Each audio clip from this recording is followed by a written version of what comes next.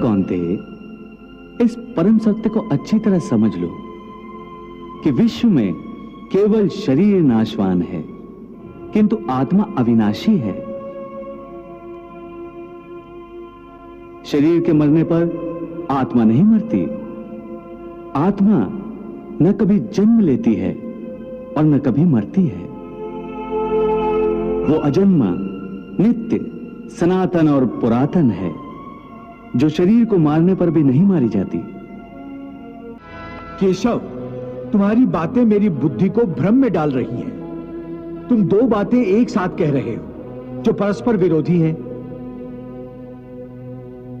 तुम कहते हो कि शरीर मर जाता है, परंतु शरीर का एक हिस्सा जिसे आत्मा कहते हैं वो नहीं मरता। नहीं अर्जुन, मैंने आत्मा को शरीर का एक हिस्सा नहीं कहा। मैंने कहा है कि आत्मा और शरीर दो अलग अलग चीजें हैं, जैसे तुम और तुम्हारा कवच दो अलग चीजें हैं।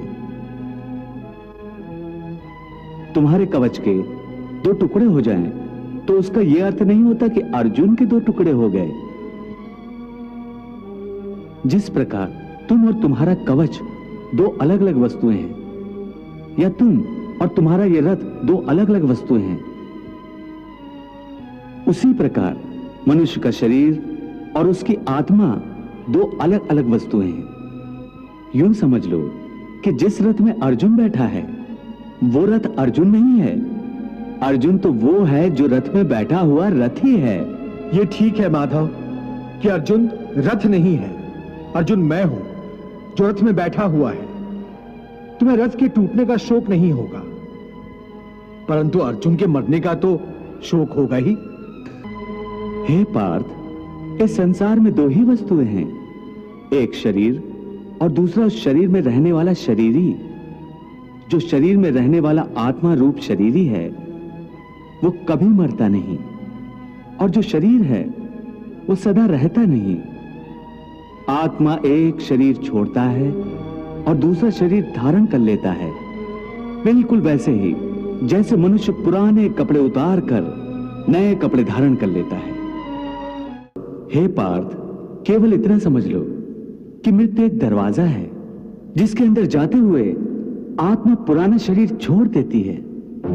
वास्तव में मृत्यु और जन्म के दो दरवाजे हैं जो एक दूसरे के आमने सामने हैं।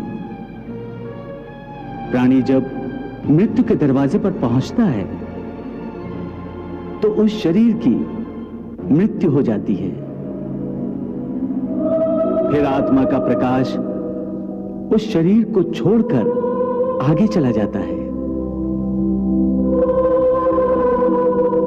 और फिर वो प्रकाश नए जन्म के दरवाजे में प्रवेश करता है, जहां जीवात्मा को फिर से एक नया शरीर प्राप्त हो जाता है।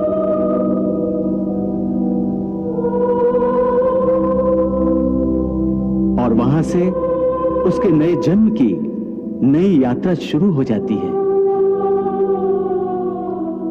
हे पार्थ, आत्मा नित्य है, इसलिए वो नहीं बदलती, परंतु शरीर नाशवान है, इसलिए एक ही आत्मा के कई शरीर बदलते हैं। इसलिए हर नए जन्म में वो नए नए शरीर धारण करता रहता है। हर नए जन्म में आत्मा नए नए शरीर तो बदलता ही है, बल्कि हर एक जन्म में भी उसे जो शरीर मिलता है वो एक शरीर भी उसी जन्म में बदलता रहता है। ये बात मेरी समझ में नहीं आई केशव, क्योंकि एक जन्म में तो प्राणी को एक ही शरीर मिलता है। नहीं, एक नहीं, अनेक शरीर मिलते हैं एक ही जन्म में। मैं अब भी नहीं समझा प्रभु। मैं समझाता हूं। याद करो अपना बचपन।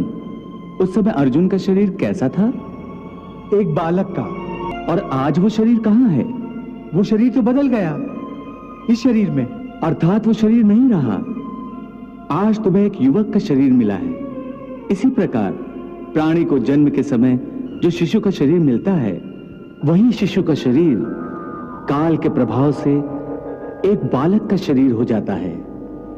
फिर वो किशोर अवस्था में आता है, फिर एक जवान पुरुष का शरीर बनता है, फिर अधेड़ उम्र का, फिर बूढ़े का रूप लेकर अंत में एक सूखे पत्ते की तरह जीवन के वृक्ष से टूटकर गिर जाता है।